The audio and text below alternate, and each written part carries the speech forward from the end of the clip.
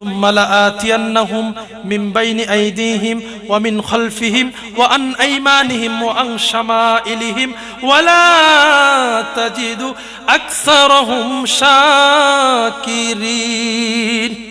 শয়তান বলল, আল্লাহ আমি আপনার এই আদম সন্তানের সামনে থেকে, পিছন থেকে, ডানে থেকে, বামে থেকে, সব জায়গা থেকে দাগা দিব।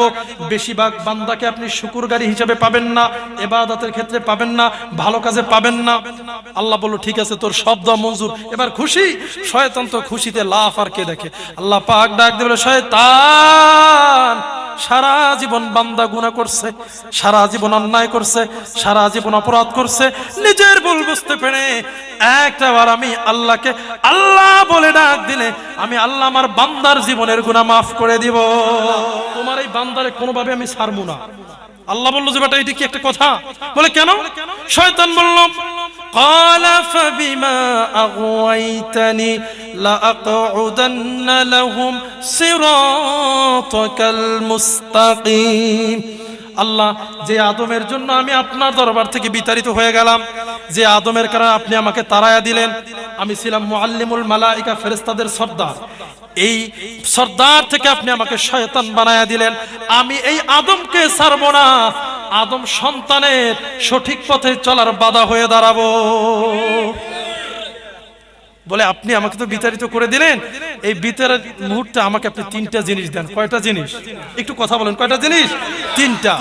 আমি তো সারা জীবন ইবাদত করেছি, নামাজ পড়েছি, তিনটা জিনিস। আল্লাহ পাক বলে, কি চাও? বলে, আপনি আমাকে কিয়ামত পর্যন্ত হায়াত দিবেন, আমি মরে গেলে এই শয়তানি করবে কে? আল্লাহ বলল, ঠিক আছে, মঞ্জুর। বলে, দ্বিতীয় নাম্বার হলো, আমি যেন কোনোদিন অসুস্থ না হই। কি না হই? শুনছেন কোনোদিন শয়তান শেরে বাংলায় ভর্তি আছে?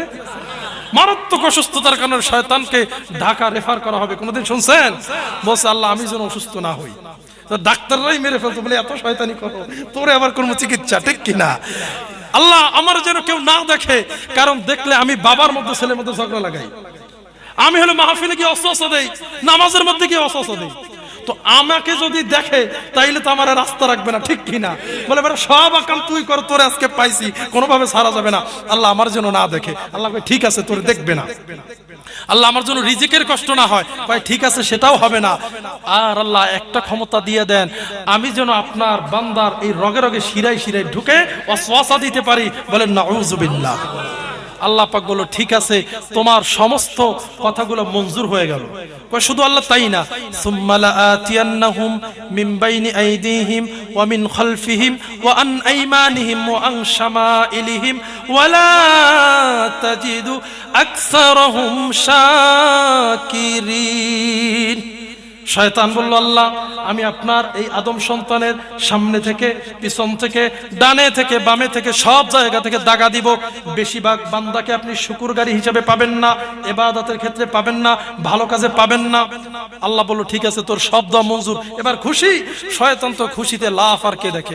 আল্লাহ পাক ডাক দিল, শয়তান সারা জীবন বান্দা গুনাহ করছে, সারা জীবন অন্যায় করছে, সারা জীবন অপরাধ করছে, নিজের ভুল বুঝতে পেরে একটাবার আমি আল্লাহকে আল্লাহ বলে ডাক দিলে আমি আল্লাহ আমার বান্দার জীবনের গুনাহ মাফ করে দিব।